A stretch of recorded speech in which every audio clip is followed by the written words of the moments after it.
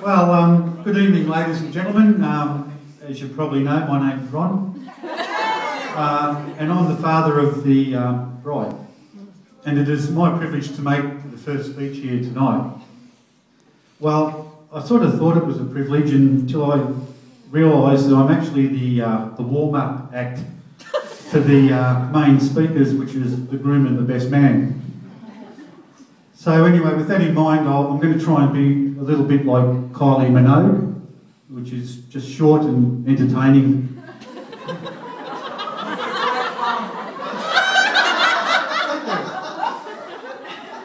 But anyway, look, but despite my age, I've in fact only been to 5 marriage ceremonies, including my own, and I was a bit unclear as to the etiquette that's involved. So I did what any self-respecting father of the bride would do, and I stole a speech from the internet. Now, I haven't read it yet, so I hope it's a good one, so just bear with me.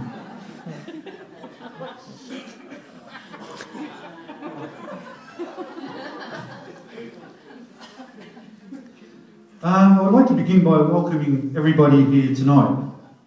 It's good to see so many family and friends here to celebrate Janelle and Brenton's wedding.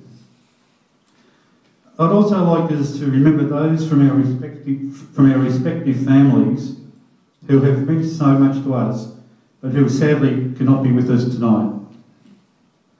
When Janelle was born 27 years ago, I can remember thinking at the time, hell, it's a girl, now I've got to make a wedding speech.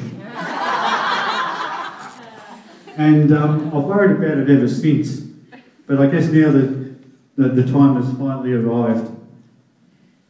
However, I think you'll all agree that Janelle looks beautiful today in her wedding dress, and we're all very proud of her. Throughout her life, Janelle has brought brightness into our lives, but that's mainly because she never switched off any of the lights at home.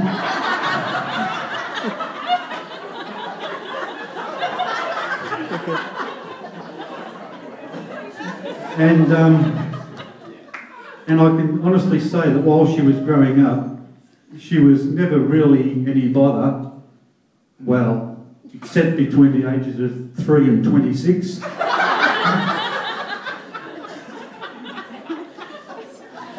But I'd like to think that Janelle did have a happy childhood, and she still enjoys her sports, such as netball, basketball, a bit of water skiing, and riding her jet ski around. But now that she's been married for a few hours, I can't begin to tell you how delighted we are to see her looking so happy as she begins the next chapter of her life with Brenton. So now to Brenton.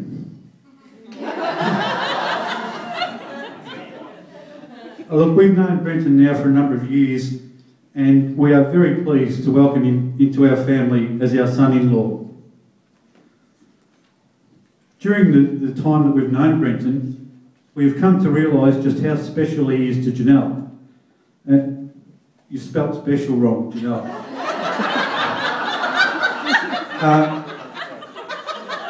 And I am sure you agree that they make a wonderful couple.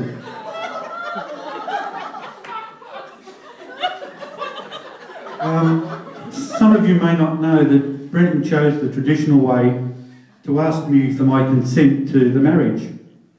We met at a local pub, and when he asked if he could have Janelle's hand in marriage, well, of course I accepted straight away before he could change his mind.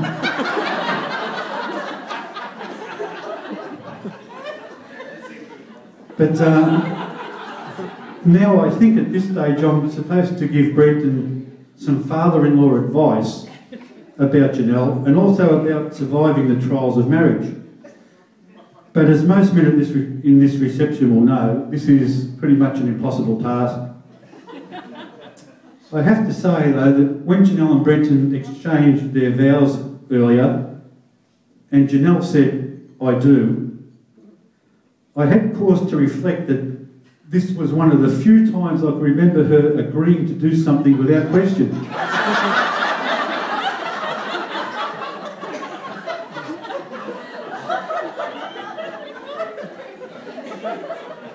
I can also remember watching Janelle as a child play with a new pink plastic tea set that someone had bought her as a birthday present. And I said to her, "Nell, are you washing the dishes?" And she said, "Yes, Daddy, and I'm drying them as well because I'm not married yet."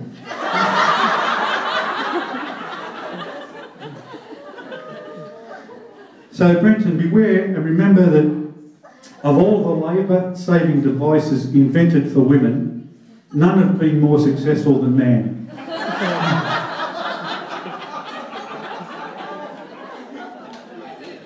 So, to give you advice on marriage, survival is virtually impossible. But I read an article in the paper a few weeks ago, and it said that a recent survey revealed that men who had pierced ears were more suited to marriage. And that's because they've already experienced pain and they know how to buy jewellery.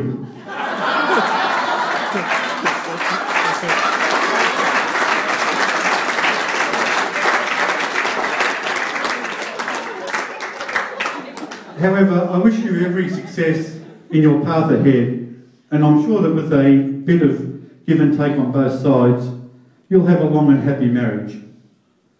My final bit of advice is that women like silent men because they think you're listening, so don't answer back in an argument. Anyway, you'll be pleased to know that that's all I've got to say. So it just leaves me to propose the first toast. So would you please charge your glasses and be upstanding?